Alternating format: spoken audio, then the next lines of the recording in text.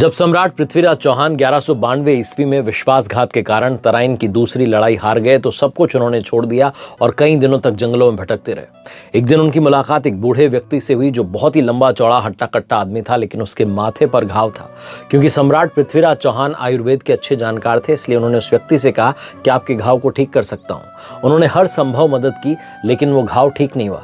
इसलिए उन्होंने पूछ लिया उस बूढ़े आदमी से कि क्या आप अश्वत्थामा हैं, क्योंकि आपके घाव ठीक नहीं हो सकते। उस बूढ़े आदमी ने सिर हिलाया और वहां से चला गया। कहा जाता है कि अश्वत्थामा आज भी जीवित है और कलयुग के अंत का, यानी कि भगवान कल्कि के जन्म का, अपने शाप से मुक्ति का आज भी इंतजार कर रहा है, प्रतीक्षा कर रहा है। आज के इस वीडियो में कथाएं विद आरजे कार्तिक में कथा है अश्वत्थामा की। आपके साथ मैं हूं आरजे कार्तिक।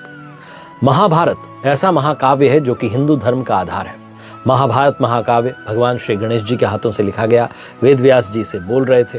कहा जाता है कि ये जो युद्ध हुआ इसमें कौरवों की ओर से गुरु द्रोणाचार्य ने भाग लिया था, लेकिन गुरु द्रोणाचार्य कौरवों और पांडवों दोनों के गुरु थे। अश्वत्थामा इन्हीं गुरु जी का पुत्र था और उसका जन्म महाभारत काल में यानी कि द्वापर युग में हुआ था। द्रोणाचार्य को संतान प्राप्ति नहीं हो रही थी। महाभारत युद्ध से पूर्व की बात है। गुरु द्रोणाचार्य अनेक स्थानों में भ्रमण करते हुए ऋषिकेश पहुंचे और वहां तमसा नदी के तट पर एक दिव्य गुफा में तपेश्वर नामक शिवलिंग है, वहां पर उन्होंने और उनकी पत्नी ने, माता कृपी ने तपस्या की। उनकी तपस्या से प्रसन्न होकर भगवान शिव ने उन्हें पुत्र प्राप्ति का वरदान दिया और कुछ समय के पश्चात एक तेजस्वी बालक का जन्म हुआ। जन्म के बाद में वो बच्चा घोड़े की तरह हिनहिना रहा था, इसलिए द्रोणाचार्य ने अपने बच्चे का नाम अश्वत्थामा रख दिया। जन्म से ही अश्वत्थामा के मस्तक में एक अमूल्य मणि विद्यमान थी, जो कि उसे दैत्य, दानव, शस्त्र, व्याधि, देवता, नाग आदि से निर्भय रखती थी। और ये मणि बुढ़ापे, भूख प्यास और थकान से भी बचाती थी। कहा जाता है कि भगवान शिव जी ने अश्वत्थामा को अजय अमर बना दिया। अश्वत्थामा की माता का नाम कृपि था। कृपि और द्रोणाचार्य दोनों ने संघर्षपूर्ण जीवन व्यतीत किया। युद्ध कला में विशेषज्ञ थे द्रोणाचार्य, लेकिन तब भी बहुत सादा जीवन जीते थे, इसलिए बच्चे का बचपन कठिन हो गया। उनका परिवार दूध का खर्चा उठाने में भी असमर्थ था।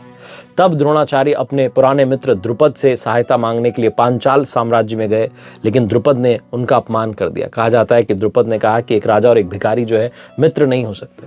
इसके बाद जो द्रोणाचार्य थे बड़े व्यथित हो गए और तब उन पर नजर पड़ी भीष्म पितामह की, जो कि एक अच्छे गुरु की तलाश में थे, जो कि कौरवों को और पांडवों को दोनों को शिक्षा दे पाए। पितामह भीष्म ने गुरु द्रोणाचार्य को हस्तिनापुर बुला लिया था और गुरुजी जो थे वो कौरवों और पांडवों दोनों के गुरु बन चुके थे।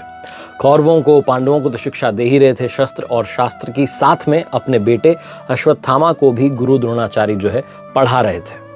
और गुरुजी का पूरा ये इस पर ध्यान रहता था कि अश्वत्थामा को भी ज्यादा सीखने को मिले, क्योंकि पुत्र मोह उनमें बहुत ज्यादा था।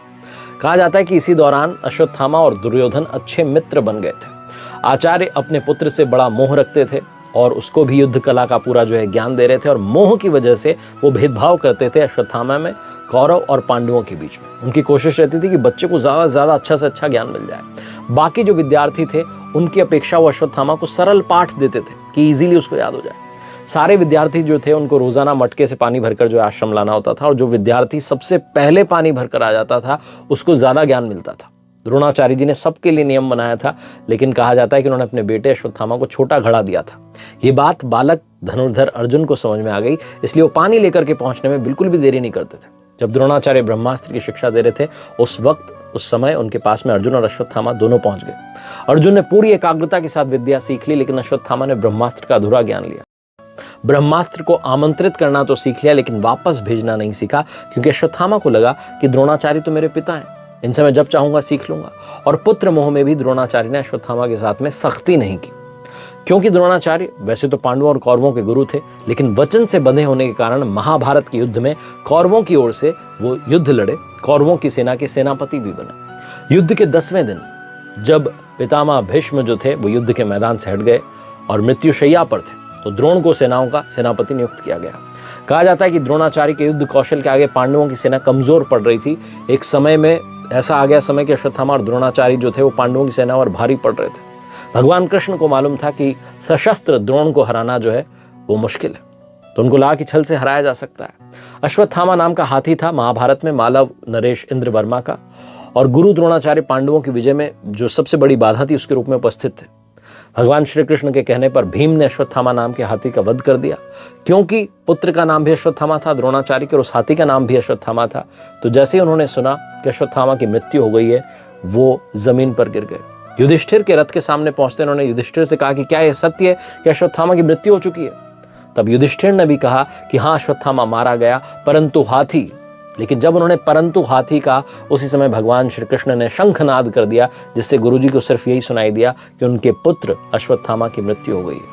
वो सारे शस्त्र जमीन पर उन्होंने डाल दिए और शोक मनाने लगे। तभी जो है द्रौपदी के भाई धृष्टद्युम्न ने उनका सिर जो था धड़ से अलग कर दिया।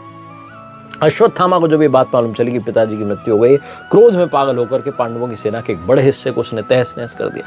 अपने पिता को धोखे से मारे जाने के बारे में जानने के बाद क्रोध में आकर उसने पांडवों के खिलाफ नारायणास्त्र नामक दिव्य हथियार का इस्तेमाल किया। जब उसका आह्वान किया तो हवाएं चलने लगी, गड़गड़ाहट की आवाज होने लगी। हर पांडव सैनिक के लिए एक तीर दिखाई देने लगा। इससे पांडव सेना में भय व्याप्त हो गया। भगवान श्री कृष्ण सैनिकों को रोकते हुए सलाह देते हैं कि सब अपने अस्त्र छोड़ दें, शस्त्र समर्पण कर दें। भगवान श्री कृष्ण स्वयं नारायण का अवतार थे, इसलिए वो अस्त्र के बारे में जानते थे, क्योंकि वह एक सशस्त्र व्यक्ति को ही निशाना बनाता है, बाकी को इग्नोर कर देता है। निहत्था करने के बाद अस्त्र बिना किसी हानि के वहां से निकल जाता है। नारायणास्त्र जब अर्जुन और भगवान श्री कृष्ण को नुकसान नहीं पहुंचा पाया, क्योंकि दोनों ही दिव्य थे। नारायणास्त्र की भी अपनी कथा है। पूर्व काल में गुरु द्रोण ने भगवान नारायण जी को प्रसन्न किया और नारायणास्त्र की प्राप्ति की, फिर अपने बेटे को दे दिया और कहा कि किसी पर भी सहसा उसका आघात मत करना। लेकिन अश्वत्थामा ने महाभारत के युद्ध में धृष्टद्युम्न को उसी अस्त्र से मारने का निश्चय किया। भगवान श्री कृष्ण तो स्वयं नारायण थे, उन्हें पता था कि क्या निराकरण है, तो उन्होंने सोल्यूशन बता दिया सैनिकों को और कहा कि अपने शस्त्र जो है उनको त्याग दीजिए। सबने शस्त्र त्याग दिए तो नारायणास्त्र असर नहीं दिखा पाया। उसके प्रयोग के बाद में दोनों सेनाओं के बीच में भयानक युद्ध हुआ। अश्वत्थामा ने सीधे युद्ध में जो है हरा दिया धृष्टद्युम्न को, लेकिन सात्विकी और जैसे योद्धा मौजूद थे, इसलिए धृष्टद्युम्न को मार नहीं पाया। कुछ सैनिकों ने जवाबी जो है लड़ाई की कोशिश की, लेकिन अश्वत्थामा जो है बहुत शक्तिशाली था, बहुत सारी क्षमताएं थी, इसलिए सुरक्षित रहा। जो भी लोग उसके क्रोध से भागने की कोशिश करते थे, उन्हें शिविर के प्रवेश द्वार पर कृपाचार्य और कृतवर्मा जो है वो मार देते थे। 18 दिन तक ये महाभारत का युद्ध चला।